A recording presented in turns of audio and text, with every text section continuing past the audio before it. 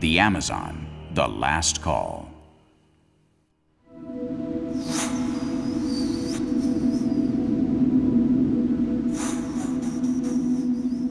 They go naked, the animal skins covering only their private parts, with bows and arrows in hand, making war like 10 Indians. An arrow struck me in the eye and passed through it, and because of that wound, I have lost the eye, and am not without fatigue or pain. This is how Friar Gaspar de Carvajal reported in his diary the encounter that Orellana and his men had with the courageous Amazon women on June 24, 1542. These women bestowed a name on a river and majesty on a valiant feminine land, Amazonia.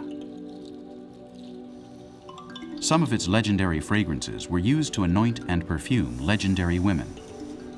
This is part of the story of ambition and coveted nature that we're going to tell you about today. The mother jungle has been and is betrayed by its children.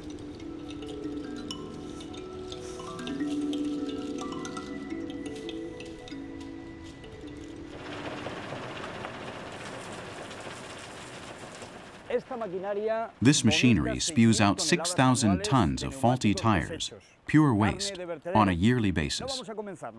We are not going to start our program off discussing ecological problems or pollution, although we could do so.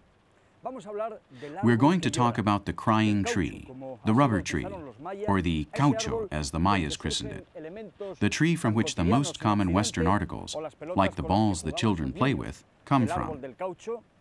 And we're going to cover the suicidal and irrational story of the search for El Dorado in the Amazonian jungle.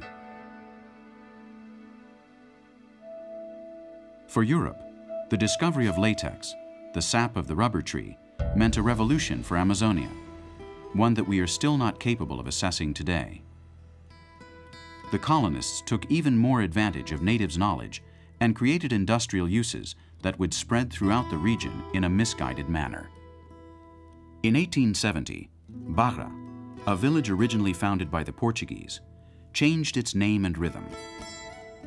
In the blink of an eye, the rubber industry turned this town into Manaus, the state capital and exporter of 3,000 tons of rubber. This metamorphosis was complete by 1900, when more than 20,000 tons of rubber left the port, thanks to the smoking techniques.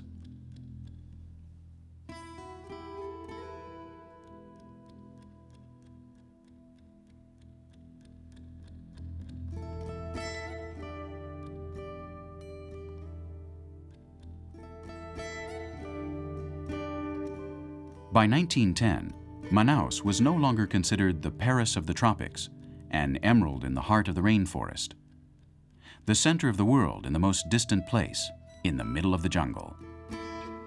Even so, Manaus had its own electric tram company, 10 private schools, 25 public schools, and the best library in all of Latin America. Manaus, with such economic wealth, lacked an opera house, and Eduardo Ribeiro, the governor at the time, had one of the most magnificent temples of bel canto built. Inaugurated in 1896, after 17 years of construction, this building, which cost $3 million at that time, became the symbol of a prosperous city.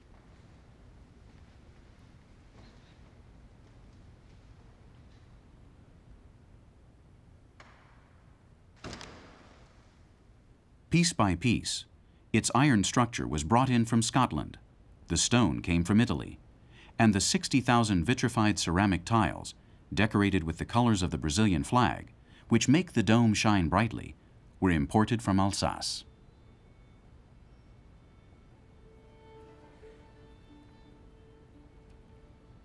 Today, the Amazon Theater is still an artistic caprice in the middle of a great natural wonder.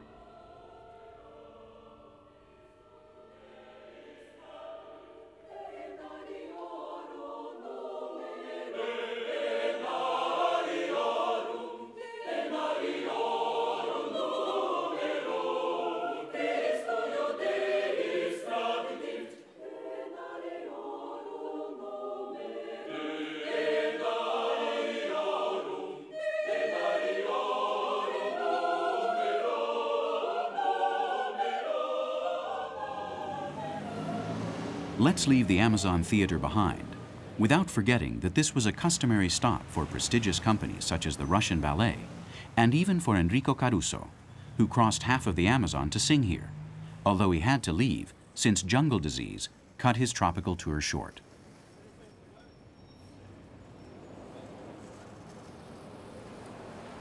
In 1915, Manaus reached the height of latex production. 8 million rubber trees were exploited throughout 3 million square kilometers of jungle. But 30 years prior, some seeds were stolen by the English and planted in Asia. The rubber tree adapts well to new environments, and it became difficult for Brazil to compete with the prices of this new producer.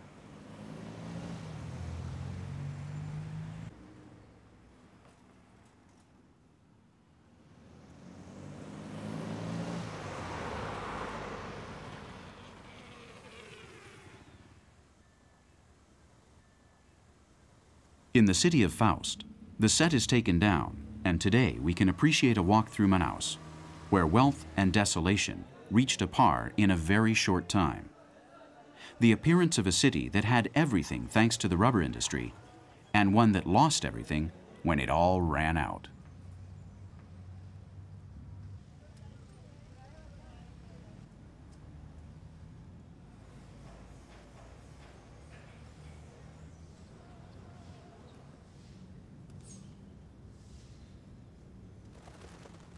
Thus, the first case of biopiracy ended the splendor of the Amazonian rubber industry. Today, that wildly successful business has been reduced to a few tire repair shops. Even the governor and father of the great metropolis, Eduardo Ribeiro, committed suicide since he was unable to assimilate the declining situation of the city.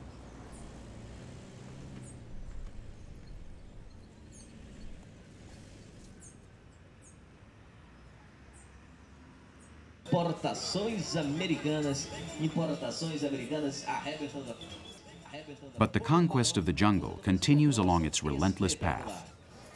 Every day, thousands of people are ready to attack, and dozens of companies sponsor adventurers who want to immerse themselves in the heart of the great river. It is calculated that 200,000 families make a living from rubber extraction and use this city as their center of operations. This shop was opened during the rubber boom, and today it preserves its importance, its class. The owner is 72 years old and has been working here for 60 years. Almost a century ago, his father came here from Syria with what he wore on his back and opened the shop. My father was young. He started from the bottom, working at the bottom. Go, go, go. My father worked hard. Manaus had fewer homes at that time. Pretty ones. It had few homes. Then it started to grow. In Manaus, wealth spread fast. The shops sold a lot.